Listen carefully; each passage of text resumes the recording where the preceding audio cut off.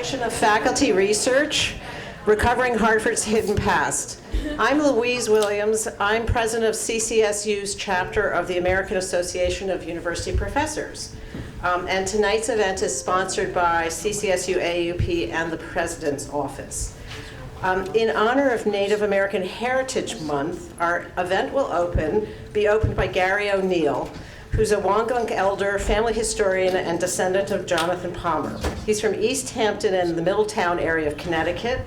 He's a potter with a long history with Wesleyan potters, and he's a teacher of visual arts at Washington Middle School in Meriden. So I'll turn it over to Gary.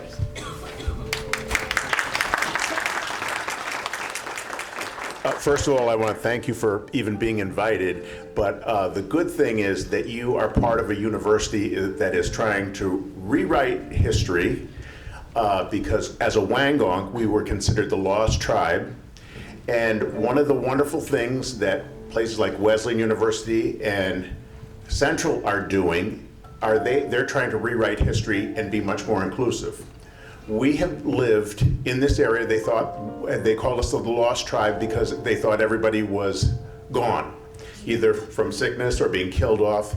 But our ancestors had a different strategy. They said, you have to be under the radar.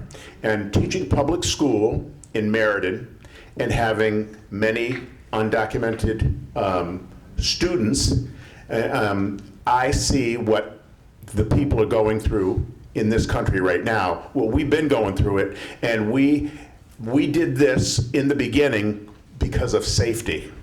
And my great-grandmother said, do not get in the mainstream. Be careful of the mainstream because there's danger. And so for years, we had gatherings, the Wangunks gathered. There are hundreds of us for that particular line, the Jonathan Palmer line.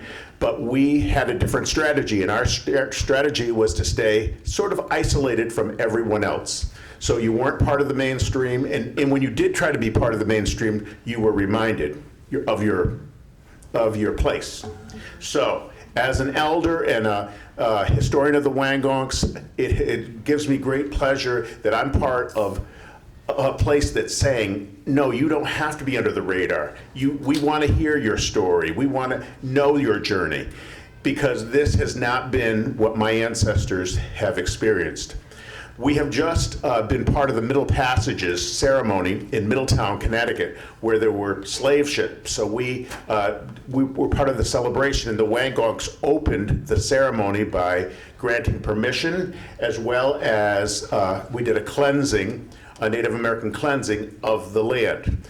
Now, the land we're on was Tungus, Wangunk. All of this came back and forth, but in history, you think about this property being bought by the settlers, and it's just so exhausting to think of being part of the original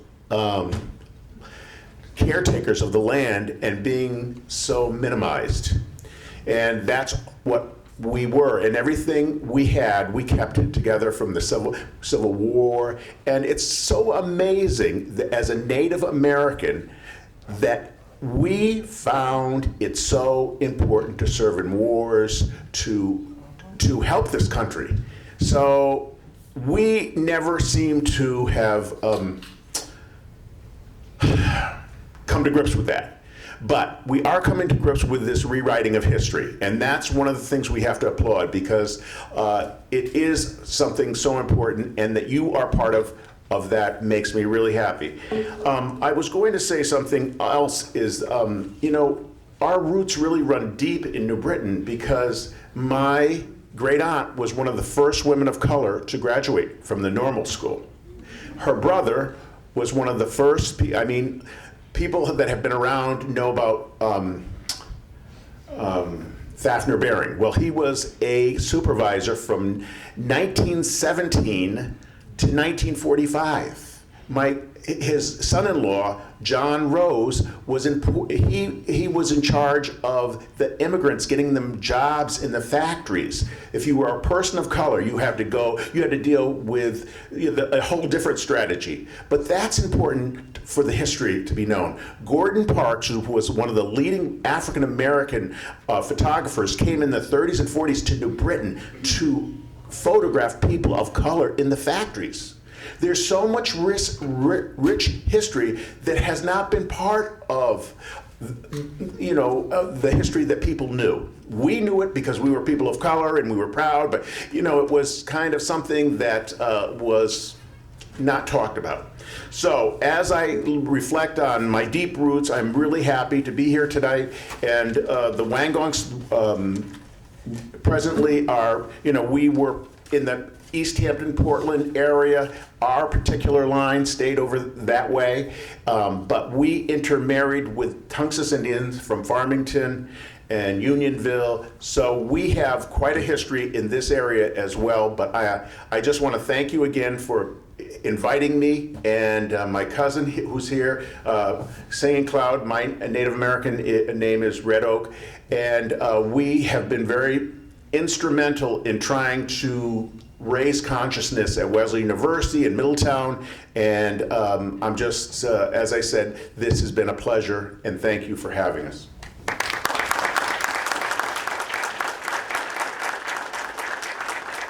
Thank you. And now we'll have a few words from CCSU's President Zulma Toro.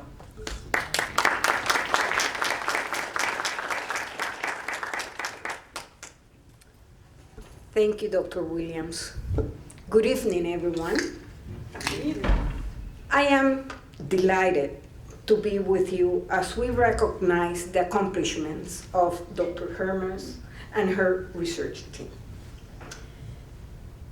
In case you didn't know, Dr. Hermes' team is almost entirely made up of CCSU faculty, staff, alumni, and students.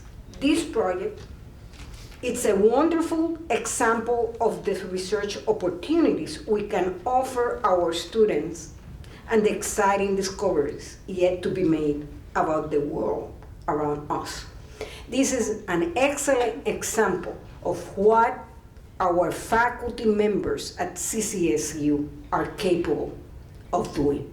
This is an excellent example of why CCSU is the best university within our system, and we are so proud to be the oldest publicly funded university. And just as our faculty work so effectively with our students, they also do so with each other to great effect. From the librarians and computer scientists who quantify Dr. Hermes' findings to the beautiful artwork by CCSU Professor Emerita of Art, Dr. Cora Marshall, this project was truly a multidisciplinary team effort. Through this work, Dr. Hermes and her team have contributed more than a missing piece of Connecticut's history. They also have honored and recognized the efforts of some of the earliest residents of Hartford who were all too frequently marginalized and undervalued in their time. By identifying the nameless individuals interred in the Hartford ancient burial ground, Dr. Hermes has finally garnered for them a long overdue place in Connecticut history and the rightful respect that role deserves. The CCSU History Department, and now I am going to be accused of benefiting this department and working only with this department. I don't know if you know that even people have said that in the web, that I just work with this department. The CCSU History Department has an excellent record of producing dynamic research and scholarship, and I look forward to what they might discover next. Indeed, the project website is set up to accept feedback and information from members of the community. I encourage you to submit some feedback because I am sure Dr. Hermes will value that. I am sure the story that you will hear tonight will only get more and more fascinating as you learn about that. I would like to express my appreciation to all of you for the opportunity to celebrate this very important accomplishment, not only for the history department, not only for Dr. Hermes, but for CCSU. And also, I need to make a very important comment here. This is the beginning of a very strong partnership between the President Office, CCS President Office, AAUP, to highlight the good work of our faculty. So just stay tuned to learn about the next event, and that is a challenge for Dr. Williams. Have a great evening. Enjoy the event. Thank you, Dr. Toro. I just want to add that AAUP is featuring this talk tonight to celebrate the faculty of CCSU. Our faculty members are hardworking professionals who are innovative and inspiring teachers and serious and important scholars. Their teaching and research changes the lives of our students, benefits the community, and defines what is special about CCSU. At a time when state funding is scarce, it's particularly good to reflect on our universities and what our faculty do. The university at its core is about free inquiry. It gives faculty the ability to follow the truth wherever it may lead them in their research and share what they discover with their students and the wider community. This is the foundation of all scientific knowledge and professional advancement. The fact that CCSU is so supportive of faculty makes it a progressive and cutting-edge institution. We hope that our community and our legislators will advocate with us in the future to expand faculty research and to make CCSU accessible and affordable to as many students as possible from all backgrounds. And I would like to thank one of our legislators, Larry Butler from Waterbury, Connecticut, for joining us to hear this talk. So without further ado, Professor Hermes. Do you need the website?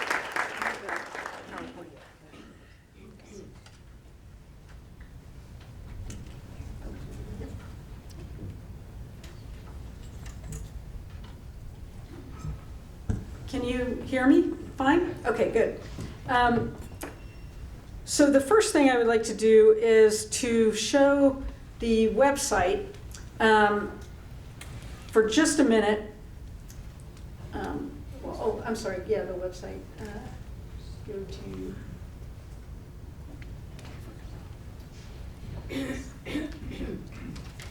African Native, there it is. CT.org.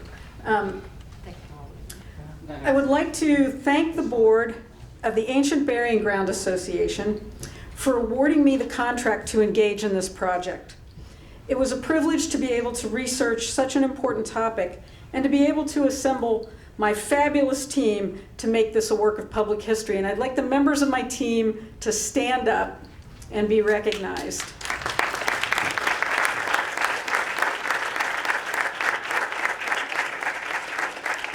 So they're not all here tonight, but they worked on the website, they worked on research. There's a team in the back that is working on, that's a computer science team that's working on relationship tree, which I'll explain in a minute. And it's fantastic work. President Toro has made clear her commitment to community outreach and engagement as part of CCSU's strategic plan and its mission. This project would not have been possible without the support of the CCSU-AAUP. Our union contract guarantees that faculty can apply for research support, for scholarship, and sabbatical leave, both of which I utilized to do this project. This was a team project, alumni and current students in history and public history, a librarian, a retired professor of art, and an adjunct professor, as well as 2 teams of computer science students, and they all helped to bring this to fruition. So now I'm going to go, I'm going to just show you a couple of things on the website that I'd like you to explore for yourselves. We have a list of over 500 people on this website. Each one has a profile that is, in a way, a virtual headstone. And when you click on a member of this list, I'm going to go down here to Philip Moore Sr. What you get is a family tree on Ancestry.com, a confidence level. How confident are we that they are in the burying ground? Their gender, their race and ethnicity, their date of death, if we know it, spouses, family members, a relationship tree. This is the invention of the CCSU computer science students in Stan Krakowski's class, and they're continuing to work on this with me. And it shows the important relationships in a person's life. So in Ancestry.com, you can see your 80th cousin 90 times removed, but you can't see your best friend.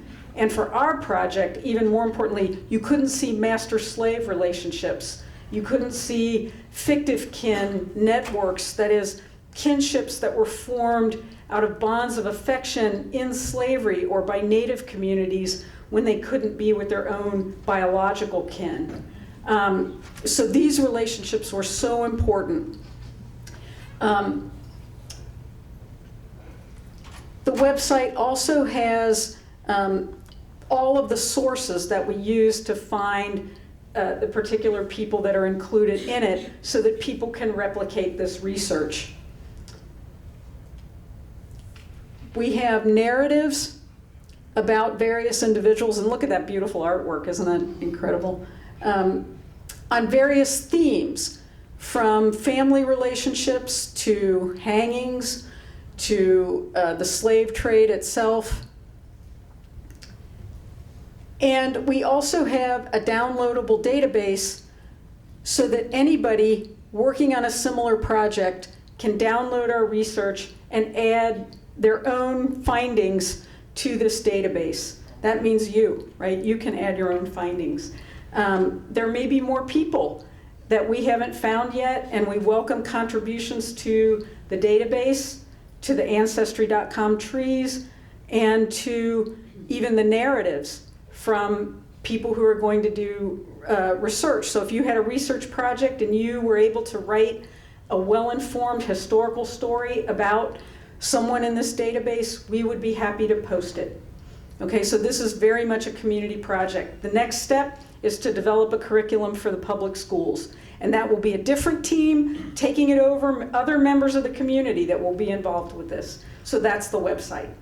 Okay, so please go to www.africannativeburialsct.org and have a look. Okay, and now we can go to PowerPoint.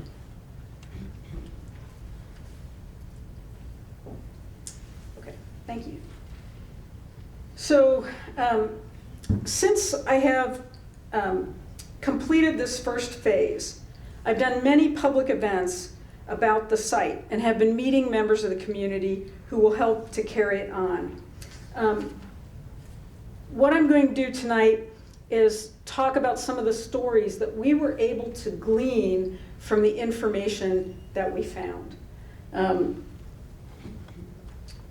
In the beginning was death. The first African person recorded to have been laid to rest in Hartford was Louis Burbus, an enslaved man whose Dutch master, Gisbert Updike, murdered him in 1639 on the shores of the Great River, the Connecticut River, that ran past the Wangunk town of Sukiog, the Dutch fort called the House of Hope, and the English village known as Hartford. Burbus was probably buried in or near the fort. The first reference to a burying place in the English land records in February 1639 or 40 says it was abutted by parcels belonging to John Skinner, who sold it to John Biddle on the west, Thomas Lord on the south, and Seth Grant on the north. Richard Lord also had land abutting the burying ground on the south. It was enlarged by 2 rods more or less, abutting upon the burying place, approximately half an acre, when the town acquired land from Richard Olmsted. Thereafter, most of the African people, some of the native people, and nearly all of the white colonists who died in Hartford were buried in what we know as the ancient burying ground at the intersection of present-day Main Street and Gold Street. How many of you have ever been in the graveyard at the corner of Main Street and Gold Street? That's great to see so many, but not most of you, and you need to visit it. The ancient burying ground today is a site that largely showcases the white, English, Puritan founders of Hartford. Indeed, the very word founders probably evokes in our minds a picture of white men in large hats and wide collars with Bibles in hand, not unlike the statues of Samuel Stone in front of the burying ground and Thomas Hooker in front of the old State House. We might also envision the Puritan family fleeing religious persecution in Old England, memorialized on the Travelers Plaza across the way at One Tower Square.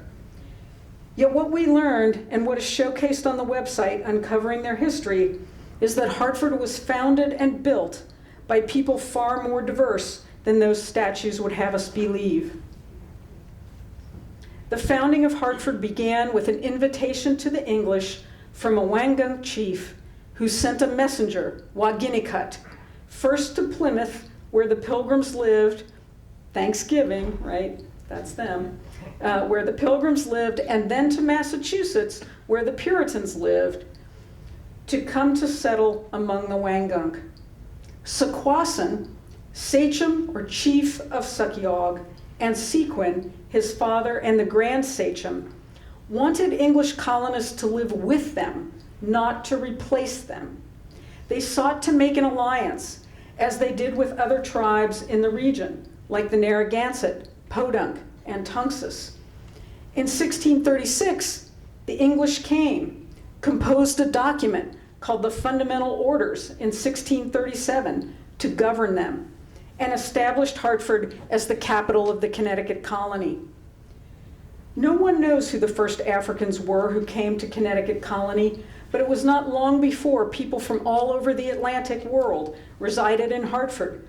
The Pequot War had forced Native women and children into the households of many colonial white families, but it also led Native men being sold into slavery in places like Providence Island and Bermuda.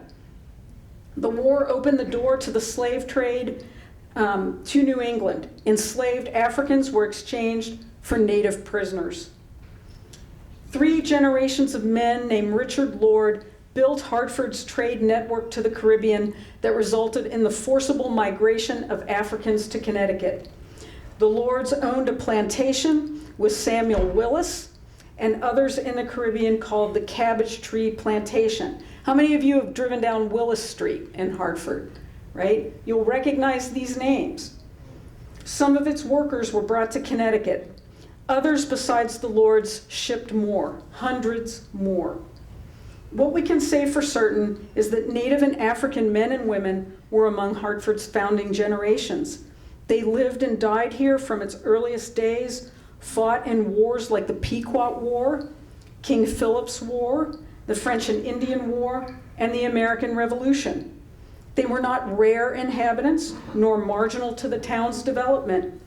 Records from the colony, the town, the courts, the church, and later the federal government bear witness to their presence and their contributions. And yet those same records have not yielded up their stories in the same way they have the stories of the Winthrops, Trumbulls, and Wadsworths. We have to think about why that is. You need to think about why that is. My team and I were charged with finding and documenting the Native, African, and African American people buried in the ancient burying ground. In theory, this should not have been a hard task. There were sexton's lists of burials printed in the 19th century, and there were archival church records preserved on microfilm in the state library. There were land records, probate records, and for the 18th century, newspapers. Occasionally, one could find diaries and account books. But these sources that are so good at providing details about white colonists can both offer and obscure information about people of color. I'm going to tell some of their stories now, and I invite you to read others on the website, as I showed you under the narrative section, and in the most recent issue of Connecticut Explored, the state's history magazine. As I tell the tales we uncovered, I will also explain further the difficulties of teasing out the facts. There are more maybes and probablys with these stories than one might be used to in histories of the white colonists. And if at the end you feel there is more you want to know, more that can be done, that's good. Stage 1 is complete, but the last thing we want is for the site to be stagnant. It needs to keep growing. Sunk Squaw Servant, the deathbed scene of Sarah Onepenny the Elder. On a May day in 1713, in Hartford, Connecticut, Sarah Onepenny the Elder lay on her deathbed. She was surrounded by her 3 sons, Sienna, Cushoy, and Nanamarus, and her sister Hannah. Mary Whiting, the 25-year-old daughter of Colonel William Whiting, listened to the old woman give instructions for the disposal of her estate. Sarah Onepenny told her listeners that all her land in the South Meadow in Hartford, especially a small parcel of 3 to 4 acres by the wigwams, should go to her grandson, Scipio. She told her sons to sell a small piece of meadowland in Middletown to pay her debts. She was a sunk squaw of the Wangung, a woman of chiefly status and importance. She was also the servant of Colonel William Whiting and helped to raise his daughter Mary, who stood by her now. Shortly after Sarah's death, Hannah Onepenny and Mary Whiting appeared in the probate court of Hartford to attest to Sarah's dying wishes regarding Scipio. The Hartford court ordered Colonel William Whiting to oversee Scipio and to take care as guardian that his lands be improved for his best advantage. 7 months after their mother's death, Sienna, Cushoy, and Nanamarus recorded a deed selling the Sunk Squaw's land in Middletown in accordance with her wishes after petitioning the Middletown court for permission. Sarah Onepenny the Elder owned land in the South Meadow of Hartford. It's very likely she was laid to rest in the ancient burying ground. She does not appear on any sexton's list, but as a Hartford landowner and servant in a Hartford household, it would have been a natural choice for her resting place. Historians have often mistaken Sarah the Elder for her daughter, also named Sarah Onepenny, who died in Middletown. They've also failed to realize that she was the sunk squaw mentioned in other documents, but not called by her anglicized name Sarah. Sarah Onepenny the Elder began a tradition in her family of using English law, in this case the probate court, to secure her wishes.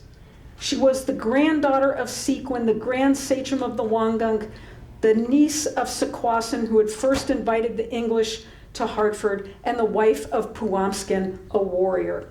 Her action on her deathbed resulted in many of her descendants writing wills to preserve their lands. And in fact, in the research that I've done over the last 20 years, every will written by a native person in Connecticut for 200 years can trace a relationship back to Sarah Onepenny the Elder. Philip and Ruth Moore, colonists of color. And I should add a question mark here. Can people of color, even free people of color, be colonists? You need to think about that. In the land records of Hartford, in 1676, Philip Moore made his first entrance into the colonial record. Perhaps he was a veteran of the recent war between colonists and native people, known as King Philip's War. Wherever he came from, however he obtained his land, Moore became a self-sufficient yeoman farmer just like his neighbors. He grew flax. Flax it makes linen, so you weave it into cloth. He grazed sheep, owned a horse, a pig, and a cow, and tended an apple orchard. Ruth Moore was a typical colonial goodwife. She carded wool that a neighbor probably spun for her into yarn. Her work in the kitchen was laborious. Raising their children had its ups and downs. Young Philip got in a bit of trouble as an adolescent, but he eventually married a woman named Lydia, and his parents saw him become a landowner in his own right. At his death, Philip Moore Sr. left an estate of 100 pounds for his wife and children. His wife died a year later and lovingly remembered to give her best frying pan to Susanna Sirius, her daughter-in-law. The Moores had 2 children, Philip Jr., married to Lydia, and Susanna, who was married to Cato Sirius, an indentured servant to Reverend Timothy Woodbridge. When Cato's indenture was over, he too became a landowner. The Moores had 7 grandchildren. The family were baptized people who had owned the covenant, meaning they became full church members in the Congregational Church. Their family Bible was a treasured possession. The Moores were of African descent. Philip Moore Sr. may even have come directly from Africa. In 1695, when Philip Sr. died, he could go to his grave proud of his accomplishments and secure in his knowledge that his family was provided for. They were not wealthy, but they were of good standing financially, friendly with their neighbors, and members of their church. But time was not good to the Moore family. Whereas most white colonists grew more prosperous, the Moores lost land and wealth over time. Philip Moore Jr. died a few years after his parents, and the loss of this younger patriarch was no doubt a blow to the family's ability to maintain their farm. But it wasn't just that. The male Moores found themselves in trouble with the law. Philip III was charged heavy fines he could not pay and found himself indentured to pay off the debt. Cato was indentured to Reverend Woodbridge, and while we don't know why, it's possible he was in the same situation as his fellow servant, the Indian John Wabben, whom Woodbridge bought for a debt. Sarah Moore, Lydia's daughter, became a single mother and was on poor relief. John Moore, the only man not in servitude, quit-claimed land to his neighbor, his white neighbor. In the same year, rumors began that the colony would ban land ownership by blacks. By the late 1730s, the Moores were gone from the Hartford records, insofar as we could trace them. Once valued Christian neighbors, the Moores became landless charges on the town, and finally were forgotten. No historical investigation between then and now has examined how and why this happened. The Moores simply ceased to be part of Hartford's known history, whereas they should have been a central part of it, and at the very least, as a cautionary tale about what happens when racial ideology replaces ideas about Christian fellowship. Lords and Woodbridges, merchants and ministers, and I should say also masters. Cato Sirius, son-in-law of Philip and Ruth Moore, was one of the Reverend Woodbridge's servants, one of his many servants. Reverend Timothy Woodbridge was the minister of the First Church of Christ and one of the founders of Yale College in New Haven. He was Yale's president for a time. Woodbridges married widows. He married Mehitabel Willis Foster, the widow of the minister who preceded him in the First Church. And when she died, he married Abigail Lord, the widow of the late Richard Lord, owner of the Cabbage Tree Plantation, who had been the richest man in town. The plantation in the Caribbean and other merchant activities established the Lord wealth.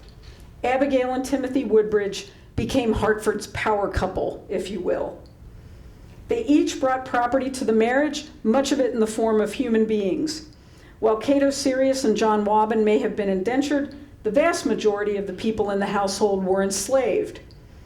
Andrew and Tamar met when the Woodbridge households combined, and they became a couple. But a child out of wedlock resulted in the two being whipped for fornication.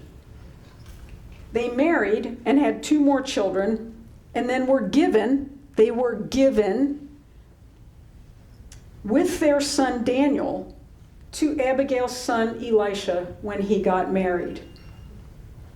When Reverend Woodbridge died, Lydia, one of Andrew and Tamar's daughters, was given to his daughter in Massachusetts. She was just 12 years old. When an enslaved person in the Woodbridge household died, the body was laid to rest in the ancient burying ground anonymously and without ceremony.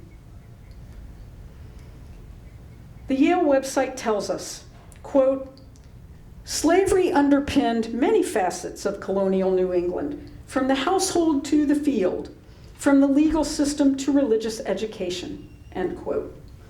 The website's authors seem to be inferring that the Reverend and Mrs. Woodbridge owned slaves in order to educate them to be Christians. And while several of the enslaved people in the household were baptized, the labor they performed and the punishments they took were the same as in other households. Other households in Connecticut, other households in Virginia and South Carolina, and on and on. The owning of people by ministers gave the practice a societal approbation that made it all the easier for others to do the same. As we see from the Lord Woodbridge relationship tree, it is not quite accurate to claim Reverend Woodbridge owned, quote, "some slaves," as the Yale website says. He trafficked in people, and with his wife, splitting up families so that his own could be more comfortable. Andrew and Tamar, Hagar, Coffee, Sibel, Candace, Jacob, Dinah, Hannah, Robin, Caesar, Joe, Lydia, Isabella, Daniel, Sam, Diego, and one unnamed child were just 18 of the known enslaved people to pass through the household and into the burying ground across the street. The orphaned ward, Joseph Deuce. Joseph Deuce, also known as Joseph Jennings, was born in 1703 in the midst of his father Abda's lawsuit against Thomas Richards and his heirs. Abda was the son of Hannah Deuce, an African woman enslaved by Richards, and the English man who sexually assaulted her, John Jennings. Hannah's rape was never prosecuted. Instead, she was whipped for having sex out of wedlock, and her assailant was charged with child support when she bore a son. Abda then turned the tables when he became a man and demanded his freedom because, he said, his father was a free man, and he was thus entitled to be free. A jury agreed with Abda, but his would-be owner appealed, and a tribunal that included Colonel William Whiting overturned the jury verdict, saying that Abda had already been passed along as property in a will. For reasons still unknown, the Richards family nevertheless set Abda free. Thus, Joseph was the son of a free man also. Abda lived only 6 more years, and after he died, he left an estate of just 14 pounds. Now think about that compared with Philip Moore, who left an estate of 100 pounds. 14 pounds. In his inventory, the only item of luxury was a violin. Joseph's mother, Lydia, needed a guardian for her son. Nothing more is known about Lydia. Joseph is described as mulatto, as was his father, but Lydia may have been an English or native woman. The duty of guardianship passed to colonist Robert Shirley, but Shirley died the next year. The record is silent about Joseph's fate for 6 more years, but when he was 16, he chose Thomas Stanley. We are on Stanley Street at this university. He chose Thomas Stanley of Farmington to be his guardian, and at age 18, Samuel Judd. And then the record is quiet about Joseph Deuce until his death in 1789. 70 years of silence for a son whose grandmother and father made legal history. When Joseph died, he left an estate in Hartford that included one house worth £2 and goods that amounted to some old shirts and an old pair of breeches and one coat made of broadcloth. The estate's entire worth was £3 and 14 shillings. He died in abject poverty at the age of 86. They called him Mr. Gibson. The obituary, wait a minute. I think I turned that page too fast. Samuel Gibson was a popular grocer. He stocked the goods Hartford residents wanted and needed. He played the fiddle, undoubtedly creating some enjoyment in the evenings for his neighbors. Hardworking and personable, he and his apprentice, young Frisbee, that's his name, Frisbee, delivered the world's goods to Hartford. Gibson had seen a good deal of the world. He was born into slavery in the West Indies. He was purchased by a Mr. Frisbee who lived in Guilford, Connecticut. Frisbee allowed Gibson to buy his freedom. Sam then moved to Hartford to start his grocery business, where he became very successful. He advertised his wares in the Hartford Courant and the American Mercury. He died suddenly of a fever and was mourned by all who knew him in the town, according to his obituary. The obituary writer called his strict integrity and punctuality, emphasizing that Gibson had earned the esteem and confidence of the community. Gibson established a, quote, fair reputation in Connecticut, New York, Boston, etc., unquote. The obituary continued, quote, as a trader, no man's credit is fairer and the conduct of a few men more irreproachable, end quote. Most striking is the conclusion, quote, such is the reverie of fortune in this world that the son of his former master at Guilford has for several years been a clerk in his store. And to reward this youth for his fidelity, I am to testify his affection to his father's memory. He has left the whole of his property to him. In other words, Samuel Gibson left his entire estate to his former master's son, whom he employed. The obituary speculated that the sum of money would be, quote, very handsome.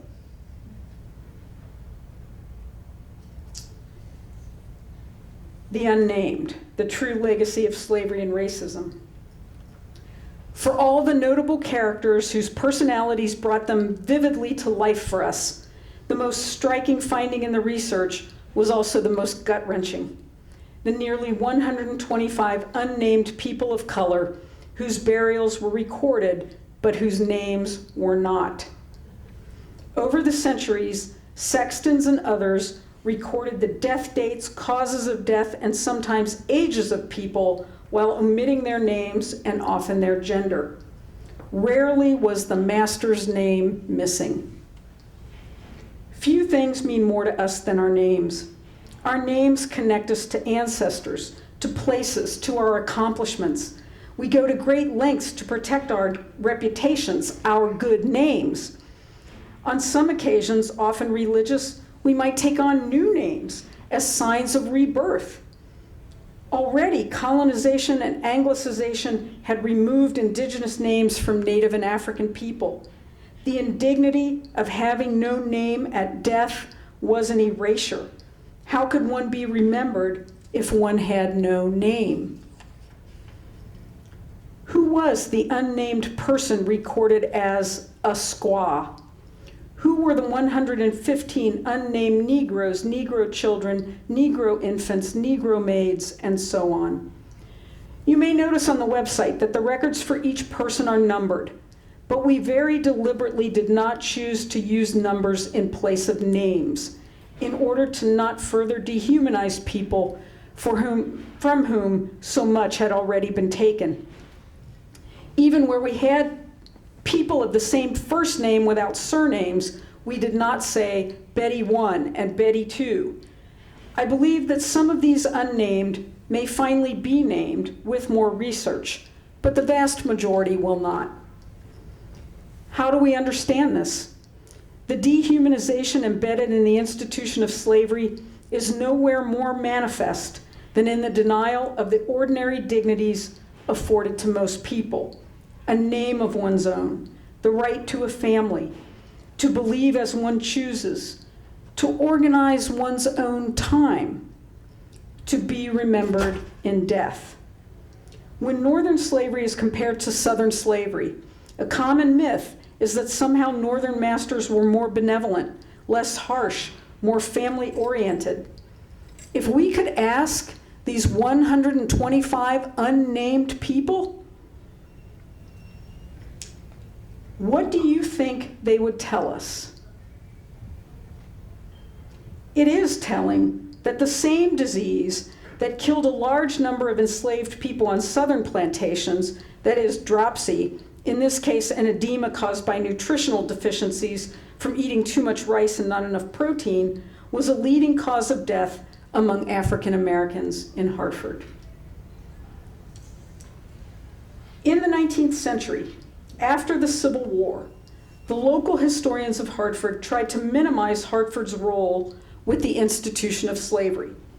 They left enslaved people off of the published sextons lists and out of the history books. But the unnamed were not just written out by 19th century historians who ignored them. They were unnamed in the records by the people who knew them, who looked at their corpses and knew their faces, their bodies, and most certainly their names. In all of our remembering and recovering, these are the ones to whom we owe the most. We owe them a truthful story. Why haven't you heard these stories before? We can argue about what makes a person's life important historically. But surely these stories are as interesting as Reverend Thomas Hooker and Governor John Haynes, John Winthrop Jr., and John Mason. In fact, it is exactly that argument about what makes someone historically important that accounts for the absence of these stories. History as a discipline really began as the study of governments, as government was so closely linked to powerful individuals and their families, from kings and queens to local bigwigs.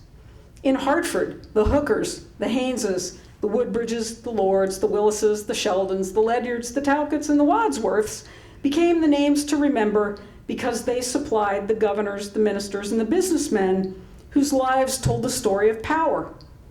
Natives and Africans were considered too uncivilized to have been capable of real governance. But there was another intervening factor that helps explain why even genealogists and antiquarians writing local histories ignored the population of color. As I mentioned earlier, the Civil War that ended slavery in 1865 took a toll on the nation. White Connecticut soldiers became local heroes, as existing monuments to them attest. Erasure of enslaved people helped erase memories of the institution of slavery in a world increasingly hostile to it. In an us versus them mentality, the North was not the one responsible for slavery. Thus, when local histories were written, evidence of enslavement got buried or downplayed. Thus arose the story of abolitionist Connecticut and its more benevolent form of slavery where it did exist. Hartford historians' omissions had ripple effects. The existence of a large plantation employing dozens of enslaved people under the ownership of Dr. Norman Morrison has been completely forgotten. Morrison had farms in many towns, but none larger than his farm in Bolton, which is now actually in Vernon because Vernon split off. Staffed by recent arrivals from West Africa, specifically Senegambia, who came on the Speedwell just months before Morrison died of smallpox in 1761. Morrison had a 7/16 share in the speedwell. To make sure that he got his choice of workers, Morrison bought beads and beaded baskets in London and had them shipped to Newport, Rhode Island. These were trade goods to be distributed in Africa as gifts for slave hunters and middlemen. When he died of smallpox, his will left the captive people in limbo.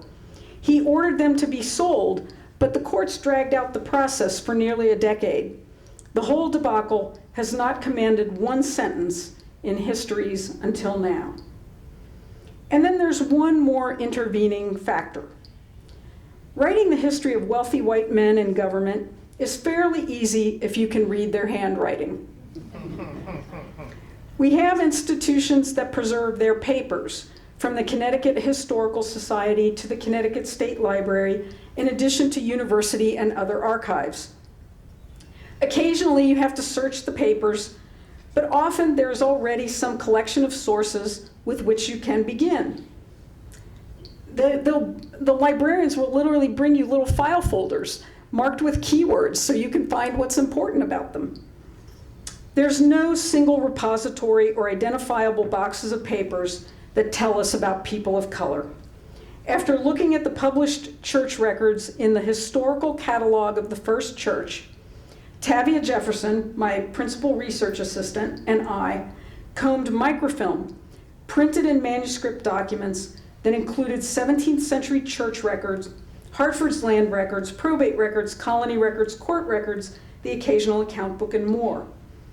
We looked through the entire card catalog of the state library's subject matter catalog, and we followed up every name we had in colonial newspapers, court documents, and miscellaneous papers like workhouse records. We went through military lists, federal censuses, and seamen's protection certificates, and one local census of black people called the Kingsbury Census, taken in 1805. We went through some published personal papers, but did not have time to go through all the manuscript sources.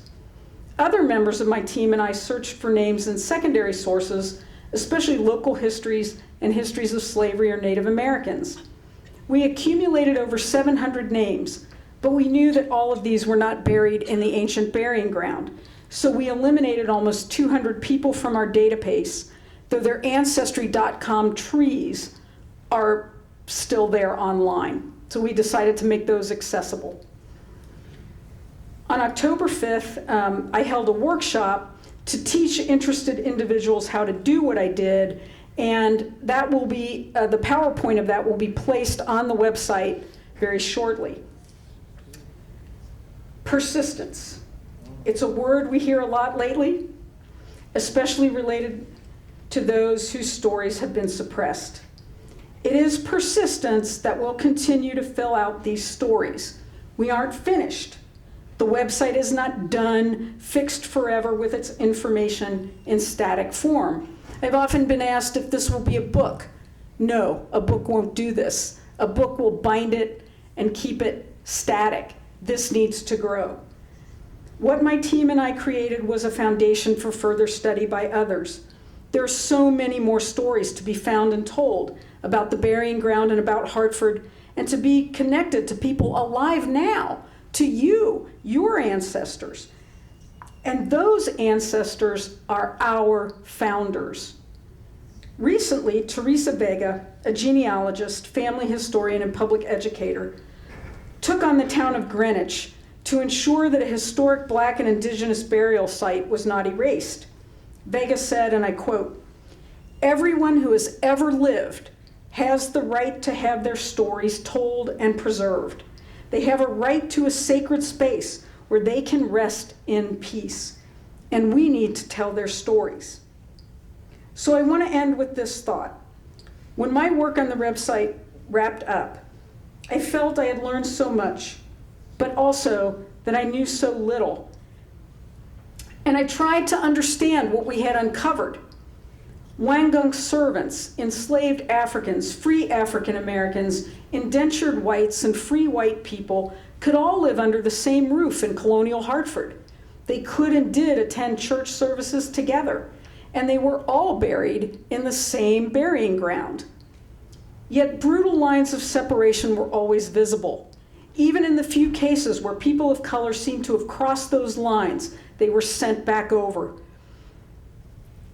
The story of Philip and Ruth Moore reveals how the family members of an independent and free black landowner could find themselves on the wrong side of the law and have their hard-won freedom eroded.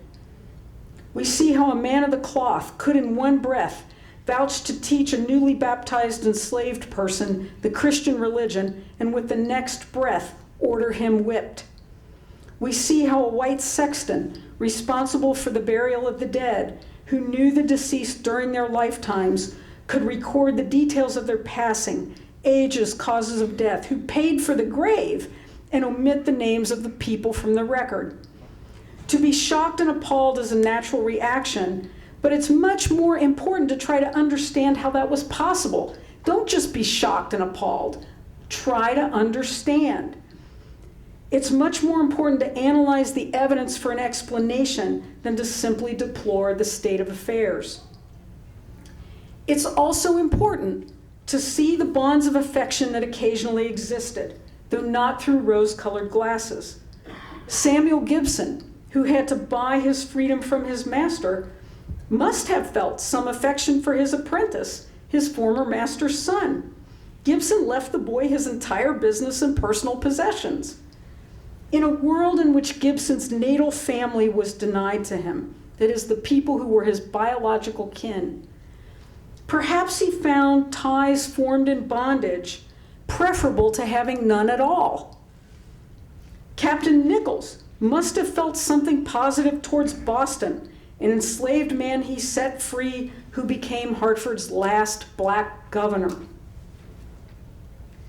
Nichols gave Boston property and helped set him up.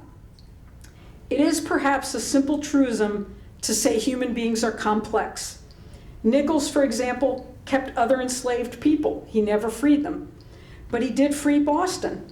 Slavery was not repugnant to him. Freedom was something he decided to give one or two men. That is the exercise of arbitrary power. And while Nichols' decision may have benefited Boston, we have to remain aware of the context. What Nichols could give, he could also deny. Such power over others should never be in the hands of individuals. Hartford today remains a diverse city full of contradictions, inequalities, opportunities, and problems. Its streets have changed names over the centuries, but the basic map is still the one drawn in 1640. You can walk Hartford and imagine the 17th century, except for that I-91 corridor. That's kind of, you have to erase that. Its ancient burying ground holds its past. A memorial to the black governors seen on this slide commemorates what they did. Some of the African Americans who are buried there are also on a monument stone, and it does something to unerase them. But there is more to be done. Our future is linked to the past more than we sometimes realize. Thomas Hooker was often touted in the historical literature as bringing democracy to Connecticut. If Hooker planted that seed, then Caesar Augustus Stevenson deserves some credit for cultivating it. This black Revolutionary War soldier, along with James Cromwell, Freeman Augustus Hill, and John Barter, all black men, filed a successful petition for freedom in the Connecticut General Assembly in 1794 as the new nation was in its infancy. Stevenson cited the law of nature in the Declaration of Independence and the ideas of equal freedom and, he used these words, equal protection of the laws as justification for their freedom. Let's make sure Hartford's next generation learns a more complete story about its people and its struggles for freedom and equality. Thank you.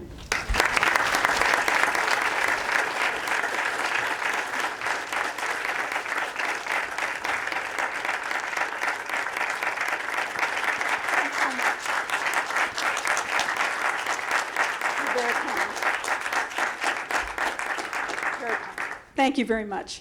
So there's still food and restrooms in the back if you want to take a little stretch, but I'm going to start a Q&A in about 3 minutes or so, but I'd like you to have a stretch. I know some people will have to leave, and that's okay, but I'll be here for Q&A. We'll do that till 7:30. Thank you so much for coming.